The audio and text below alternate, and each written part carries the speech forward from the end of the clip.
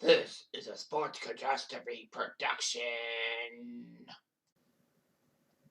Hey there, how there, ho there. It's Jeff Cutter Diamond welcoming you to another Sports Catastrophe on this day. And on this day, October 25th, 1970, a weird event happened during the 1970 Formula One Championship.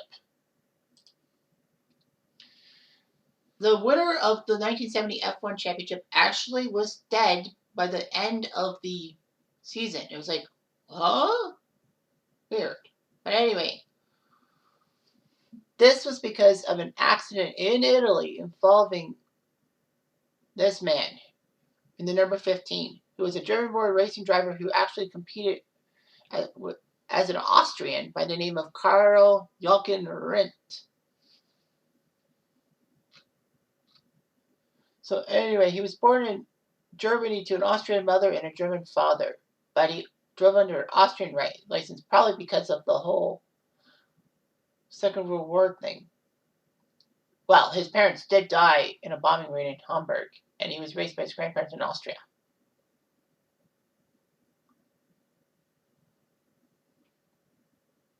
Anyway, he would be successful in Formula 2 until he got to Formula 1 in 1964.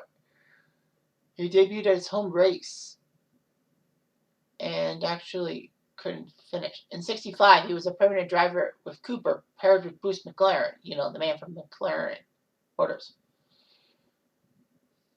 He had a lot of issues. He only scored 4 points in the championship. Well, he took 4th in Germany at Nürburgring.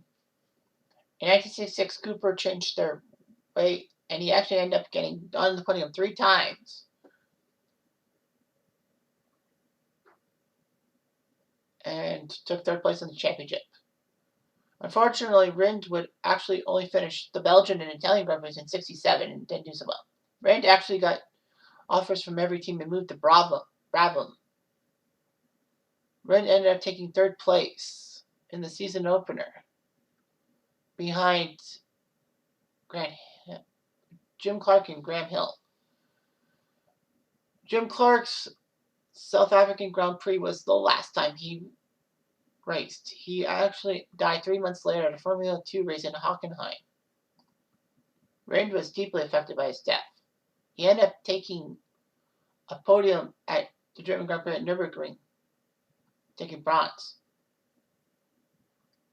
He took 8 points for 12th. He actually raced in both the 67 and 68 Indy 500, but didn't do so well. But then he went to Lotus, where he joined Graham Hill. He didn't think he was in all that. But the team was involved in many accidents, and Rindt had his misgivings about Lotus and all that.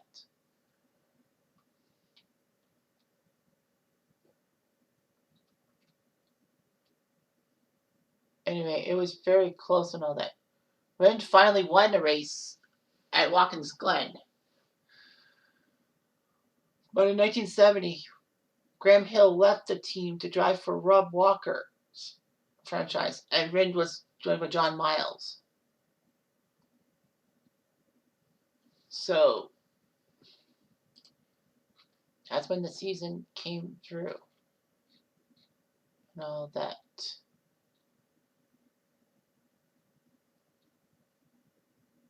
Anyway, the season would be huge and all of that.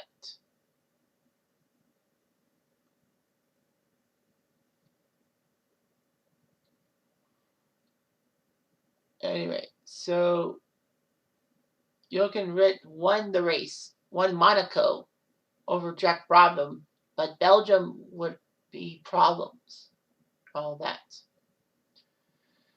As Bruce McLaren died testing a car himself in England. They went to Spa-Francorchamps. And there was a problem with all that. So the race would happen. Rindt would do much better and all that. Rindt actually had a hand in determining a race. Germany was supposed to go back to Nürburgring. However, the Grand Prix Drivers Association, represented by Jochen and Graham Hill, demanded changes to the circuit to increase safety, including ankle barriers. No agreement happened, and the German Grand Prix got moved to Hockenheim, with Rindt winning his fourth straight race, so he looked like he was going to take it.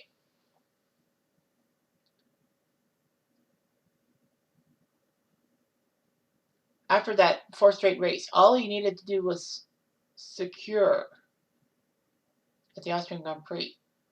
Unfortunately, though, even though he had the pole, he had an engine failure, which meant he still was the champion, but he still was the lead, but he couldn't finish. So they moved to the Italian Grand Prix at Monza, known for its high speeds and all that. So anyway, unfortunately, the fifth lap of the practice session, he crashed heavily trying to approach a corner, the Parabolica corner. So anyway, Denny Hulme, who was also practicing, described it and says, Jochen was following me for several laps and slowly catching up to me. I didn't want to go through the second Lesmo corners very quick, so I pulled to one side and let Jochen pass me. And then I followed him to Parabolica. We were going very fast, and he waited until about the 200 meters to put on the brakes. The car went to the right, then it turned to the left and turned to the right again, and then hit the guardrail. Upon impact, a joint in the crash barrier parted. The suspension of the vehicle went under the barrier, and the car hit the stanchion head on. The front end was destroyed. Rindt was using 4 points of the 5-point harness and did not want to wear the crotch straps because he wanted to exit the car quickly and they fell the file. But upon impact, he slid under the belts, and the belts slid open Rindt's throat. Rindt's death was caused by poorly installed crash barriers, but that the one part of the seatbelt he didn't use, he slid under, and the belts slit his throat. Lotus withdrew from the Italian Grand Prix, obviously, and Clay Regazzoni took his maiden victory. So there were massive investigations towards his death and all that.